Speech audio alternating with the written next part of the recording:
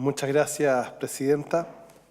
Durante el año pasado tuvimos un incremento en el número de delitos sexuales cometidos contra menores de 14 años. Según las cifras del Ministerio Público, el año 2013 se produjeron 4.945 denuncias por abuso sexual con contacto, lo que significó un incremento respecto del año 2012. Algunos hablan de que cada 33 minutos en nuestro país existe un abuso de un menor. UNICEF estableció a través de un estudio que el 8,7% de niños, niñas y adolescentes han sido víctimas de algún tipo de abuso sexual. 3 de cada 4 de ellos son de sexo femenino, mientras que la edad promedio de la primera vez que sufren abuso sexual es de 8 años y medio. Asimismo, cuando uno ve las cifras internacionales, la verdad es que este no es un fenómeno solo que se dé en nuestro país. Un estudio de UNICEF señaló que en el contexto occidental, 1 de cada 3 niñas y 1 de cada 7 niños sufren abuso sexual antes de cumplir 18 años de edad, lo cual es una cifra extremadamente alta. ¿Cuál es el porcentaje que de ellos decide recurrir a la justicia? Es un porcentaje minoritario. Es decir, en este tipo de delitos la cifra negra aumenta considerablemente. Delito que no se denuncia es delito que no se investiga y es impunidad que se va asentando. Una de las razones que tienen en vista los tutores, curadores, padres o apoderados de los menores para eludir la acción de la persecución penal de los agresores es justamente lo que aquí se señalaba, la denominada revictimización o victimización secundaria, que es el procedimiento en virtud del cual se expone al menor de edad al relato constante de su trauma de abuso sexual ante las autoridades investigativas. Tal como señalaba el senador Patricio Walker,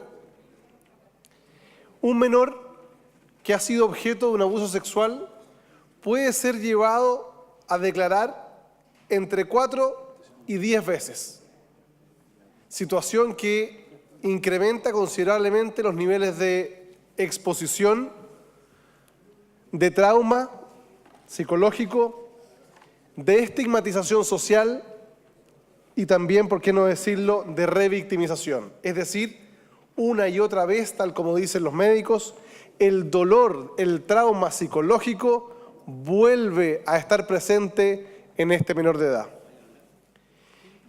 Y si esto fuera necesario, uno podría decir, bueno, se requiere para que tengamos un mecanismo eficiente, pero ni aún así, puesto que la experiencia internacional nos revela que no es necesaria más de 2 declaraciones de un menor de edad para que haya plena prueba.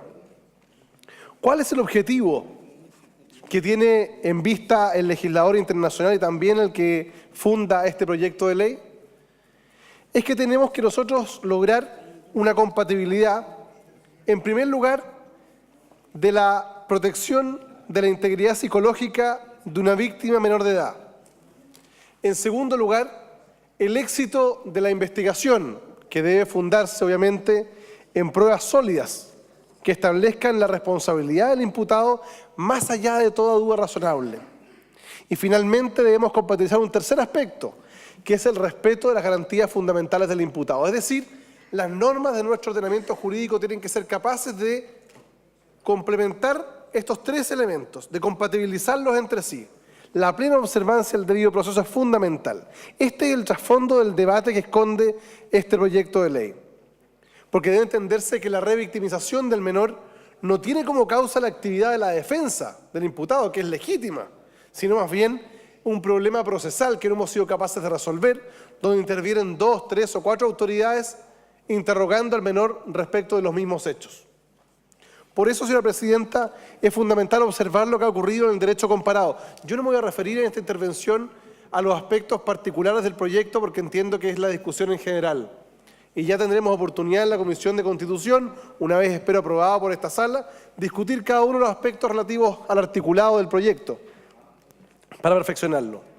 Pero cuando uno observa la experiencia comparada, Países como Estados Unidos, el Reino Unido, Australia, Canadá, Alemania, España e Israel han adoptado normas en diferentes momentos de su historia justamente destinadas a proteger a los menores. Por ejemplo, desde el año 1991 en el Reino Unido existe un mecanismo para proteger a menores víctimas de delitos graves.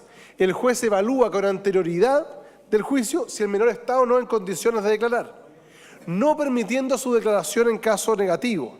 Y además, la declaración del menor es grabada y luego exhibida. En España, la Ley de Enjuiciamiento Criminal también establece en su artículo 707 un procedimiento en virtud del cual se establece la entrevista grabada como mecanismo de evitar la revictimización. Por estas razones, señora presidenta, creo que es fundamental que esta sala del Senado apruebe en general este proyecto con el objetivo de avanzar en la disminución de la revictimización.